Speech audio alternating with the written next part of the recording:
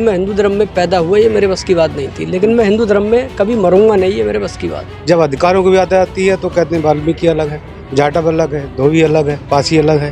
प्रधानमंत्री मोदी कहते हैं सबका साथ सबका विकास। क्या सबका साथ क्या विकास है? अभी कुछ चुनाव आ जाए तो आदित्यनाथ ही आ जाएंगे, अभी थाली लेके ही घर में कहेंगे जी हमारे भाई है, हिंदू हैं। जब हमारे साथ भेदभाव होता है तो हम भंगी, चमार, खटेक, धोबी, धानुक हो जाते हैं। उनके बुलडोजर चलाना चाहिए। कौन जातिवादी लोग थे?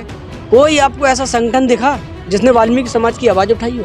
तो ये जो बहुजन समाज के लोग हैं, ये दलित समाज के लोग हैं, ये वाल्मीकि समाज के लोग हैं, ये तो कीड़े मकोड़े हैं उनकी नज़र में। आप निकालिए, तलवारें निकालिए, धर्म बचाइए, कहाँ हैं वो लोग? ऐसे कर्मकांडों को तुरंत लात मार देनी चाहिए जिसमें इंसान को कोई इंसान नहीं समझ पा रहा है। अत्याचार अब बहुत हो गया, अब हमें अपने समाज की आवाज़ को उठाना पड़ेगा। दोस्तों नमस्कार, आप देख रहे हैं इंडस न्यूज़ टीवी। मैं हूं संतोष शाह के। साथियों, बहुत ही जघन्य मामला सामने आया है बरेली से, जहां नीरज वाल्मीकि नाम के एक व्यक्ति ने आत्महत्या कर ली है, क्योंकि उन्हें उनके पड़ोसी इसलिए परेशान करते थे क्योंकि वो वाल्मीकि जाति से आते थे और उन्होंने अपना नया घर खरीदा था, जिसको लेकर उनके पड़ोसी जो दूसरी जाति से थे, ओबीसी जाति से थे, जो उन्हें परेशान करते थे। तो हम लोग बात करेंगे, यहाँ पर कुछ लोग हैं जो उनके घर आए हुए हैं, उन्हें सांत्वना देने आए हुए हैं, उनके परिवार से मिलने आए हुए हैं। तो इन लोगों से बात करेंगे। भीम आर्मी के लोग हैं, अतुल वाल्मीकि हैं, सुशील गौतम हैं। इन लोगों से जानेंगे इनका क्या कहना है इस मामले को लेकर। तो बहुत स्वागत है आपका, क्या कहना चाहेंगे? देखिए, बीते 26 अक्टूबर 2024 को एक जिला अस्पताल में कार्यरत कर्मचारी जो कि वार्ड बॉय के उस पर तैनात थे, और उन्हें इतना अस्पताल से लेकर के उनके आस पड़ोस के लोग इतना तंग किया करते थे कि उन्हें आत्महत्या करने के लिए मजबूर कर दिया गया। और मजबूर इसलिए कर दिया गया क्योंकि वो वाल्मीकि जाति से ताल्लुकात रखते थे। वाल्मीकि जाति में जन्म लेना भारी पड़ गया, यानी अनुसूचित जाति का व्यक्ति होना गुनाह हो गया उनके लिए। आप समझिए, उत्तर प्रदेश सरकार के जो मुख्यमंत्री हैं योगी आदित्यनाथ जी, वो ये कहते हैं बटेंगे तो कटेंगे। अब आप ये समझिए कि किस तरीके से एक करना चाहते हैं या क्या बांटना चाहते हैं।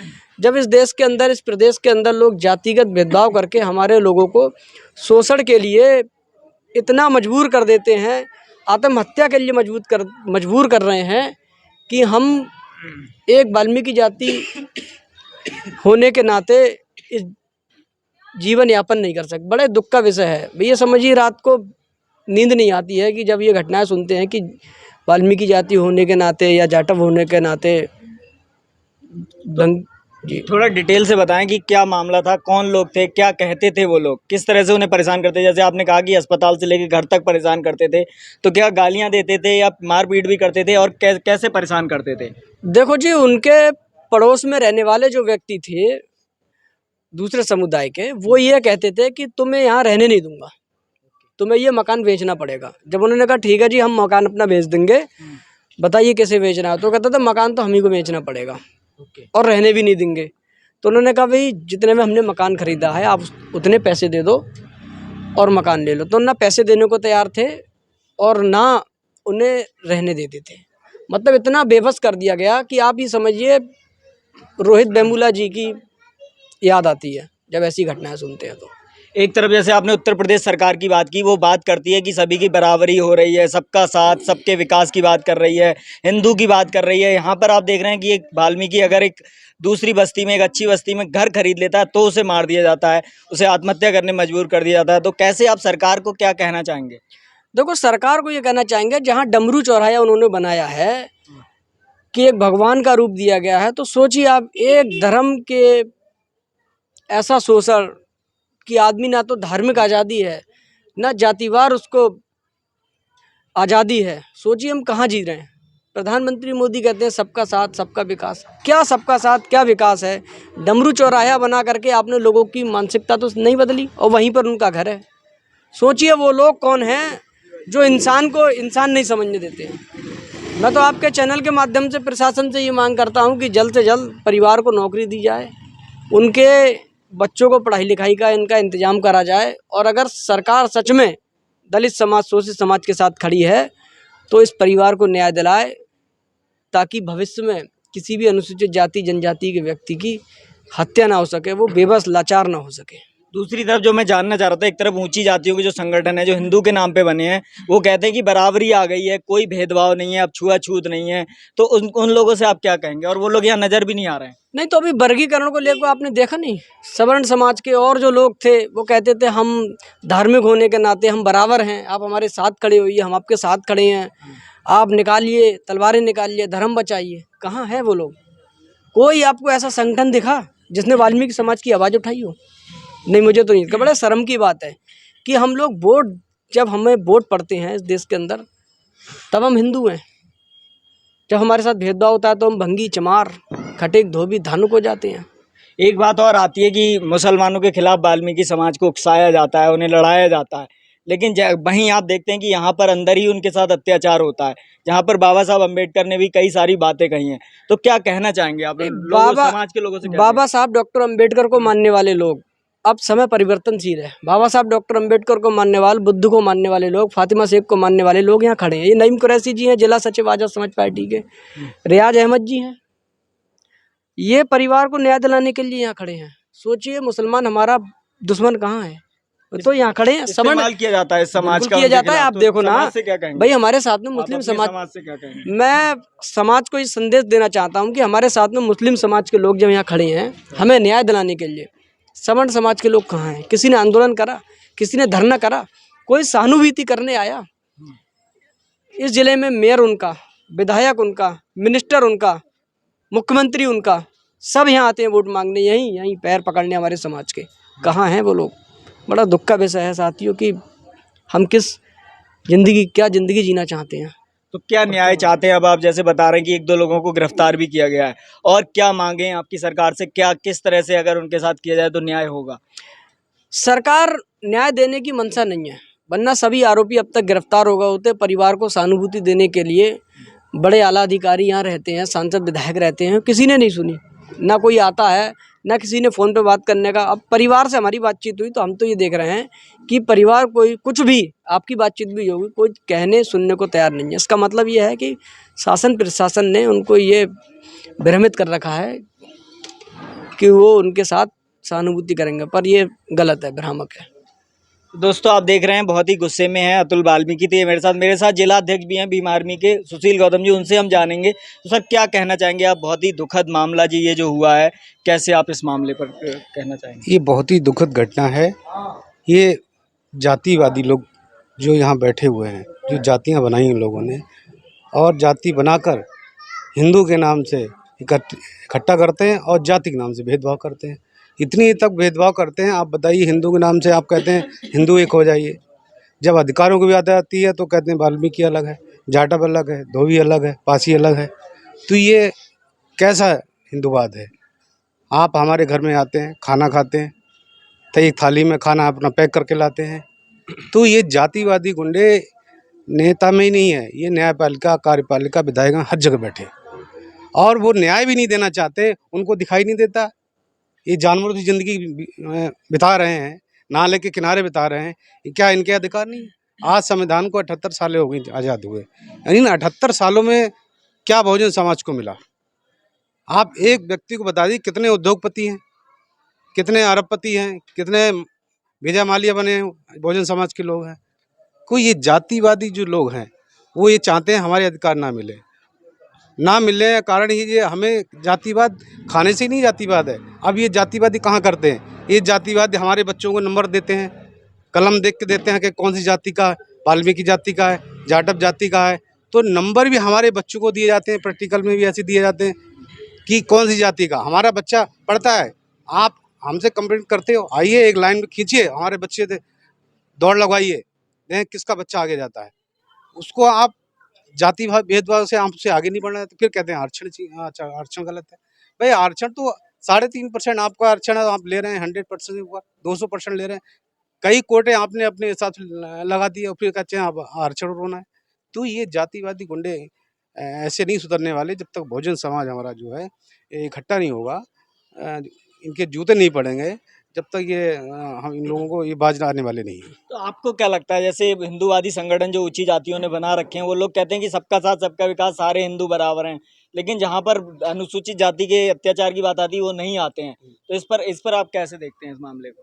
देखिए, ये समाज जो है अनभिज्ञ है, वर्षों से गुलाम रहा है, कि दिमाग से गुलाम रहा है कि उन्हें अधिकार ना देना, पढ़ाई ना कराना और वंचित समाज को हिंदूवादी व्यवस्था में लाना।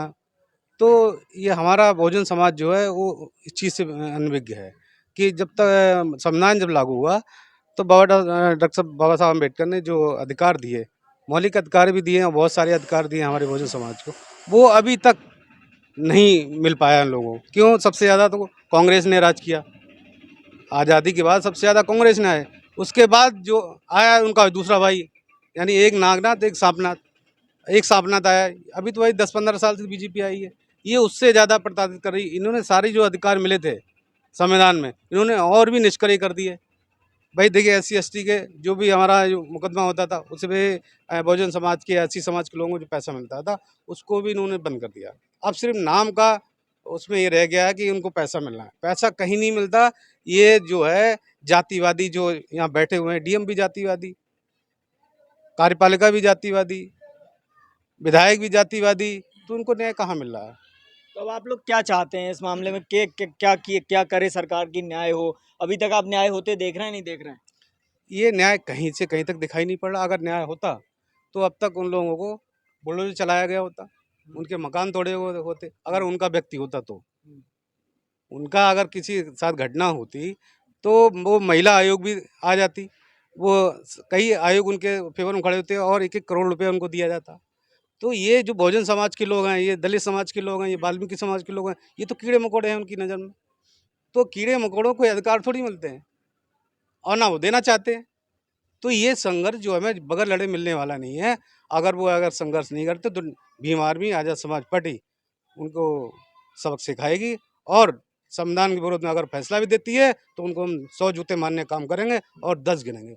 तो आपको क्या लगता है कि योगी आदित्यनाथ भेदभाव कर रहे हैं? जैसे आपने कहा कि बुलडोजर चला देते हैं, दूसरे मामलों में इसमें बुलडोजर भी नहीं चला है, कोई न्याय होता नहीं दिख रहा, तो क्या भेदभाव कर रही है योगी सरकार? अरे ये भेदभाव नहीं तो और क्या है भाई? एक वाल्मीकि समाज के उसके साथ अन्याय अत्याचार हो रहा है तो ये भेदभाव नहीं है? आप बताइए, अभी तक उसकी कोई भी कार्रवाई नहीं हुई।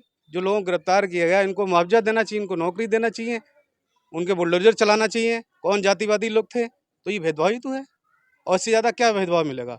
कोई खाना ही थोड़ा भी जैसे अभी कोई चुनाव आ जाए तो आदित्यनाथ ही आ जाएंगे अभी थाली लेके ही घर में, कहेंगे जी हमारे भाई हैं, हिंदू हैं। जब बट देने की बारी आई तब हिंदू नहीं है, वोट मांगने की बारी है तो हमारे भाई हैं। तो ये दोहरा चरित्र जो इनके पास है, ये चरित्र जो है वो न्याय के अधीन नहीं है। क्या कहना चाहेंगे सरकार से? सरकार से हम यही कहना चाहेंगे, बहुजन समाज को अधिकार देना शुरू करे। अगर ऐसा नहीं करती है तो भीम आर्मी रोड पे आएगी और सबक सिखाएगी। मेरा नाम सैम मैसी है, मैं भीम आर्मी जिला बरेली का उपाध्यक्ष हूँ। तो क्या कहना चाहेंगे ये जो घटना हुई है नीरज वाल्मीकि जो उन्होंने आत्महत्या कर ली है, कैसे आप इसे देख रहे हैं, क्या कहना चाहेंगे? देखिए, मैं बताऊँ आपको, हमारे ऊपर सदियों से अत्याचार होते हुए आए हैं और जो आज के समय में सरकार है, सरकार ये कहती है कि दलित हमारे भाई हैं, एक घरों में खाना खाती है, हमारे साथ आके बैठती है, सारी चीज़ें हैं। पर जो उनकी मानसिकता है वो मानसिकता तो कभी नहीं बदल सकती। उनकी मानसिकता आज भी वही है। जैसा कि भाई नीरज वाल्मीकि जी की हत्या हुई, उन्होंने आत्महत्या की, उस चीज़ में उनका जो वहाँ के आसपास के लोग थे उन लोगों ने जैसे जाति के नाम पे प्रताड़ित किया, सारी चीज़ें थी। उनने आला अधिकारियों से पूर्व में काफ़ी बार मुलाकात भी की, इस चीज़ की शिकायतें भी की कि उन्हें इंसाफ मिल सके, परंतु जब उन्हें इंसाफ नहीं मिला उसके बाद उन्होंने ये ठोस कदम उठाया। तो अब क्या चाहते हैं आप लोग? आज भी इकट्ठे हुए हैं कि आगे कोई आंदोलन भी करेंगे? देखिए, अगर पुलिस प्रशासन इसमें कार्रवाई नहीं करता है तो हम लोग आंदोलन भी करेंगे, हम लोग बरेली को जाम करने का भी काम करेंगे, ये सारी चीज़ें हम करेंगे। अतुल जी, मैं आपसे एक बात और जानना चाहूँगा। बाबा साहब अम्बेडकर ने कहा था कि जिस धर्म में आपको अधिकार नहीं है वो आपका धर्म नहीं हो सकता। तो यहाँ पर ऐसी भी कोई योजना है क्या कि जो ब्राह्मणों का धर्म है, जो ऊंच नीच है, मनुस्मृति है, जो बाबा साहब अम्बेडकर का जो प्लान था उस पर भी काम करने की कोई योजना है? नहीं, बिल्कुल आपकी बात ठीक है। डॉक्टर अंबेडकर ने यह भी कहा कि मैं हिंदू धर्म में पैदा हुआ, ये मेरे बस की बात नहीं थी, लेकिन मैं हिंदू धर्म में कभी मरूंगा नहीं, ये मेरे बस की बात है। ये बिल्कुल सच है। हमें जिस धर्म से शोषण प्राप्त हो रहा है, जो धर्म के अनुसार, वर्ण व्यवस्था के अनुसार हम पे जातिगत जो भेदभाव हो रहा है, ऐसी स्थिति में हम अपने समाज से भी आह्वान करते हैं कि ऐसी व्यवस्था को, ऐसे कर्मकांडों को तुरंत लात मार देनी चाहिए जिसमें इंसान को कोई इंसान नहीं समझ पा रहा है। मैं नहीं समझता ये धर्म या आडंबर हमारे किसी काम के हैं। क्या कोई ऐसी योजना भी है कि आप समाज के बीच जाएंगे, ऐसी कोई संदेश नहीं, लेके? बिल्कुल साहब, देखो लगातार जा रहे हैं। बाबा साहब डॉक्टर अंबेडकर के बारे में बता रहे हैं। दीना भाना वाल्मीकि साहब का जो मूवमेंट है, काशीराम साहब का जो मूवमेंट है, उसके बारे में बता रहे हैं कि हमारे साथ जो भेदभाव हो रहा है हमें उससे कैसे निजात पानी है। उस पर लगातार काम चल रहा है। वाल्मीकि समाज के लोग पढ़ लिख रहे हैं। जिस घर में ये हत्या हुई है, बड़े दुख का विषय ये है कि उस घर में लोग वकील भी हैं, ठीक, अधिकारी भी हैं, कर्मचारी भी हैं। सोचिए जब हायर एजुकेशन वाले लोगों के साथ ये भेदभाव हो रहा है तो जो नीचे तबके का जो व्यक्ति है उसके साथ गांव में क्या भेदभाव होता होगा, ये मुझसे ज़्यादा कोई और नहीं जान सकता, मैं समझता तो रास्ता क्या है, इस सबसे निकलने का क्या रास्ता है? हूं। देखो, इसका रास्ता ये है कि बाबा साहब ने कहा शिक्षित बनो, संगठित रहो और संघर्ष करो। उसको हमें समझना पड़ेगा। बड़े पैमाने पे हमारे समाज को इकट्ठा होना पड़ेगा और एक आवाज़ यहाँ से लेकर के देश भर में बुलंद करनी पड़ेगी कि नहीं, अत्याचार अब बहुत हो गया, अब हमें अपने समाज की आवाज़ को उठाना पड़ेगा। बरेली के अंदर नीरज वाल्मीकि कोई और, किसी और नीरज वाल्मीकि के अंदर कि कोई और नीरज वाल्मीकि ऐसे शिकार ना बने, कोई और नीरज वाल्मीकि ऐसा ना हो, उसके लिए हमें काम करना पड़ेगा, समाज को जागरूक करना पड़ेगा। हम इस शहादत से एक सबक लेते हैं और अपने समाज को ये संदेश देते हैं कि ऐसे आडंबरों को, पाखंड को, ऐसी व्यवस्था को जितनी जल्दी हो लात मार देनी चाहिए। तो दोस्तों आप देख रहे हैं कि यहाँ पर सभी लोगों का कहना है कि ये जो व्यवस्था है, जो जैसा कि बाबा साहब अम्बेडकर ने कहा था कि मैं यहाँ पैदा हुआ हूँ, या मरूंगा नहीं, मनुवादी व्यवस्था में नहीं मरूंगा, तो इसके खिलाफ यहाँ पर एक आक्रोश भी दिख रहा है। और नीरज वाल्मीकि ने जो आत्महत्या की है उसको लेकर लोगों में दुख भी है, पीड़ित भी हैं, वो आक्रोशित भी हैं। आगे इस मामले में क्या होता है हम आपको बताएंगे, पुलिस क्या कार्रवाई करती है। सरकार जैसा कि बात कर रहे हैं कि बुलडोजर चला देती है, वो किसी भी छोटे मामले पर भी मुसलमानों पर वो बुलडोजर चला देती है, लेकिन इस मामले में अभी भी सरकार का बुलडोजर नज़र नहीं आया, ऐसा लोगों का कहना है। बाकी आप लोग देखते रहिए इंडस न्यूज़ टीवी, हम आगे भी लोगों से बात करेंगे इस मामले में क्या होता है। आप देखते रहिए Indus news TV, camera person Anubhav Saxena के साथ मैं संतोष शाक्य, इंडस न्यूज़ टीवी बरेली।